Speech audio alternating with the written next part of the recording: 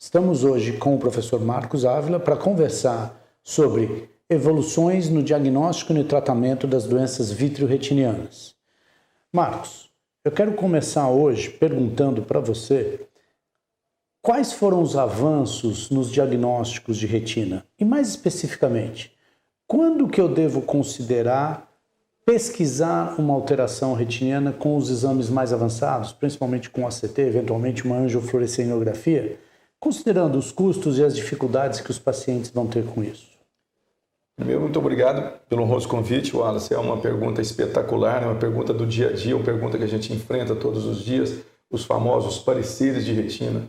E a maioria dos casos chegam até nós quando a visão está muito ruim ou, às vezes, quando a visão não corresponde após, por exemplo, uma cirurgia de catarata. Esses exames são exames necessários em várias situações, dentre elas o pré-operatório da cirurgia de catarata em muitas situações. É aquele pacientezinho que está lá, o velhinho com seus 70 anos de idade, com uma acuidade visual 20/30, 20/40, sem melhora, com todos os esforços para refratar esse paciente. Você olha na biomicroscopia, o cristalino não tem a transparência que você julgaria que fosse a responsável pela baixa visual. Eu acho que nessa hora o ACT é fundamental. Fundamental porque vai te livrar lá na frente de problemas outros, tais como pós-cirurgia, acuidade visual começa a diminuir, começa a aparecer distorção das imagens, a metamorfopsia incomoda muito, principalmente se você coloca uma lente multifocal. Então, são situações que você pode evitar e a tecnologia está aí para isso. Outras situações, tais como, por exemplo, pacientes diabéticos. Me preocupa muito e cada vez mais pacientes diabéticos com pouco diagnóstico na fase inicial. Então, são esses casos que se beneficiam da tomografia, por vezes de uma angiofluoresceinografia, de forma que são esses casos limítrofes que devem ser examinados. Aqueles com visão ainda boa, mas com suspeita, e aqueles com visão muito ruim. Marcos, você citou um exemplo que eu achei muito interessante, ou seja, aquele paciente que tem uma pequena deficiência visual de causa retiniana antes da cirurgia de catarata e ela piora depois da cirurgia de catarata. Qual que seria a gênese dessa piora?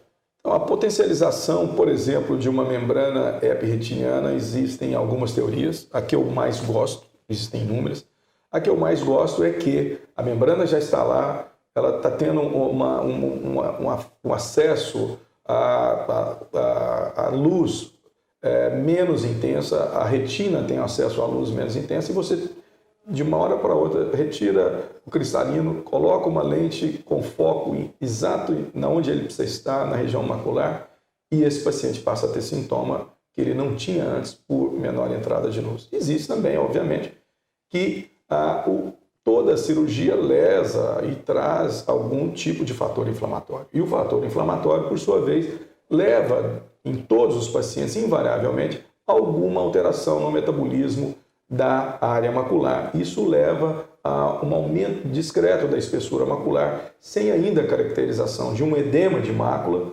e essas alterações juntas fazem com que o paciente possa estar insatisfeito. E é fundamental que sejam detectadas no pré-operatório. Volto a insistir, Wallace. Continuando, tudo bem, nós fizemos então um diagnóstico, vamos dizer, de uma síndrome de tração vitreomacular. Como que é a vitrectomia hoje? A vitrectomia hoje, ela é eficaz para tratar síndromes de trações de vitreomaculares ou mesmo buraco-maculares? Quais são os resultados esperados hoje em dia da vitrectomia? Possivelmente na nossa área, na oftalmologia e, por que não dizer, na medicina, houve uma conjunção de fatores tão favoráveis.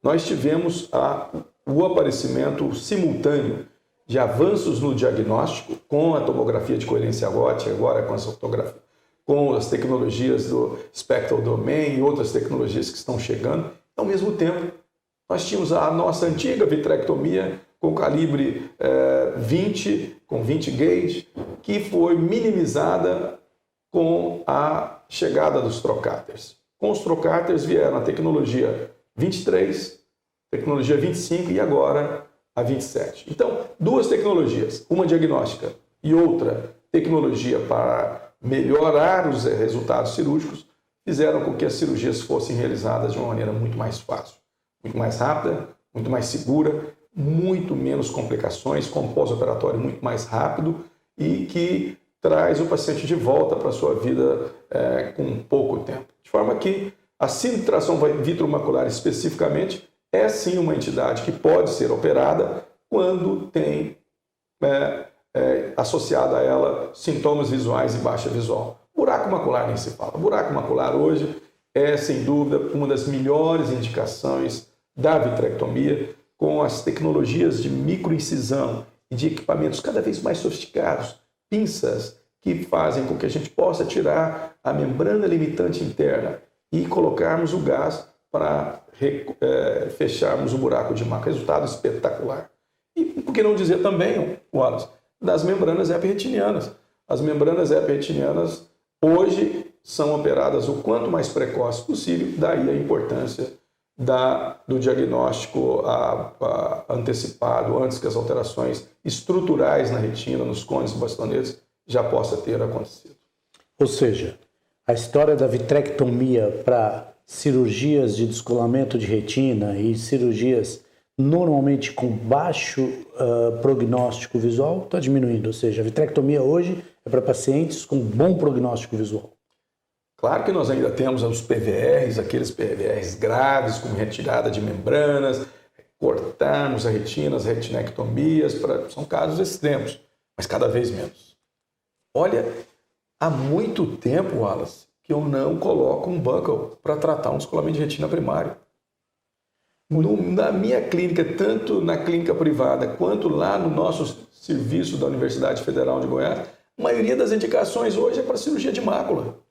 Então, mudou o conceito de vitrectomia. Então, qual seria o seu conselho para aquele colega nosso que muitas vezes não tem um cirurgião de vítreo e retina na sua cidade, o paciente tem que viajar para fazer isso?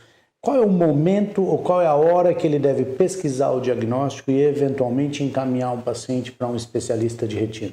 A visão, a medida da acuidade visual continua sendo ainda a nossa pedra fundamental, a boa anamnese, solicitação de exames. Hoje, o parque tecnológico espalhado pelo Brasil todo, você que viaja o Brasil todo, pode encontro por aí, para todos os recantos desse Brasil, que a gente está viajando, ensinando e tentando ajudar. O parque tecnológico instalado hoje é muito grande. Às vezes o sujeito não tem aqui a tecnologia necessária, mas o vizinho tem, ou a cidade vizinha tem. Então, faça o diagnóstico o mais precoce possível para dar andamento ao tratamento. Por quê? Invariavelmente, não importa qual seja a indicação, quanto mais precoce o paciente for tratado, melhor o resultado. Muito obrigado, Marcos. Foi um prazer conversar com você. É uma honra sempre estar com você, Wallace. Parabéns pelo que você tem feito, parabéns por esse programa inovador.